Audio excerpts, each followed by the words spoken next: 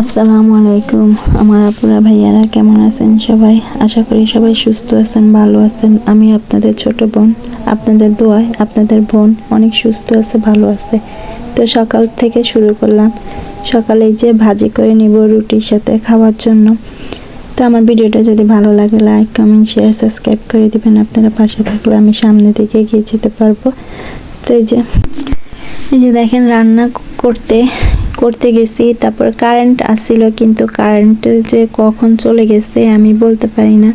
তা আব্দুল্লার বাবা পিছন থেকে ডেকে বলছে যে কারেন্ট নাই, তুমি কি রান্না করো। তো আমি চুলার দিকে তাকিয়ে দেখি কারেন্ট নাই। এই যে যাই হোক, আপনাদের এদিকে কে কি বলে জানাবেন। আমাদের এই সিমটার নাম হলো লাইগাসই বলে, আবার কেউ বটবুটি বলে। যাই হোক, এই যে আমি ভাজি করে নিচ্ছি রুটির সাথে খাওয়ার জন্য। এই যে একটা আলু দিয়ে দিছি, টমেটো দিয়ে দিছি। এই যে এখন ধনিয়া পাতা দিয়ে দিব। দেখেন অনেক মজা হয়েছে, আব্দুল্লাহ বাবা খেয়ে বলছে। তো সকাল হলেই চিন্তা করা লাগে কি রান্না করব, কি নাস্তা দিব, কি ভাজি করব। তো এই যে কালকে যে তরকারি আনছে ওইটা আমি কেটে ভাজি করে নিছি। এই যে এখন রুটিটা ছেঁকে নিব।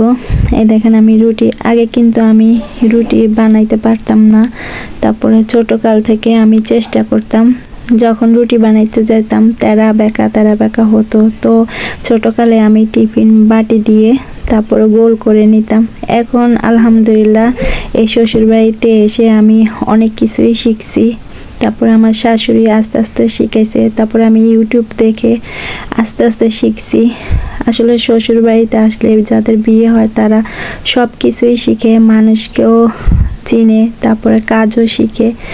এই যে আমি চাটা রেডি করে নিছি, একটু চার পাতিল বসাইছি। তারপরে যে আব্দুল্লার বাবার সাথে কথা বলতে বলতে চা একটু পড়ে গেছে। এই যে আমার ভাগিনাকে নাস্তা দেব, আব্দুল্লার বাবাকে দিছি, উনি খেয়ে চলে গেছে বাজারে।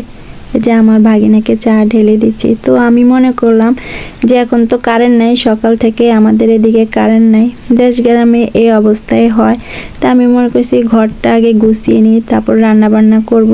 দুই চুলায় দুইটা বসিয়ে দিব, দেরি হবে না। আব্দুল্লাহকে বাইরে আমি গাড়ি দিয়ে তারপরে যে আমি ঘরটা ঝাড়ু দিয়ে নিচ্ছি, এখন ঘরটা মুছে নিচ্ছি। আমি প্রতিদিনে ঘর মুছি, আসলে আপনাদের সাথে শেয়ার করা হয় না। সব কিছু যদি শেয়ার করতে যাই তা আপনারা বলবেন মেয়েটা কি।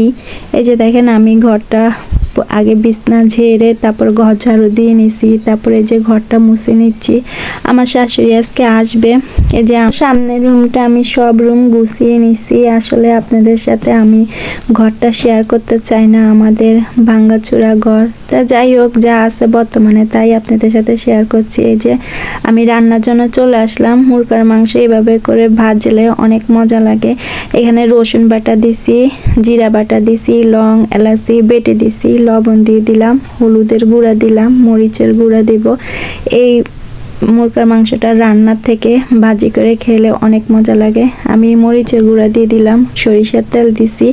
এখন ভালোভাবে মিক্সার করে নেব। তারপরে যে ফ্রাই প্যানটা বসিয়ে দিছি, তা সরিষার তেল দিয়ে ভাজবো। আমাদের তো সরিষার তেল খায়, তো আমি সরিষার তেল দিয়ে ভাজবো, কেউ সয়াবিন তেল দিয়েও ভাজে। এই যে আমি মুরগার মাংসটা দিয়ে দিলাম, ভালোভাবে ভেজে নেব আমি।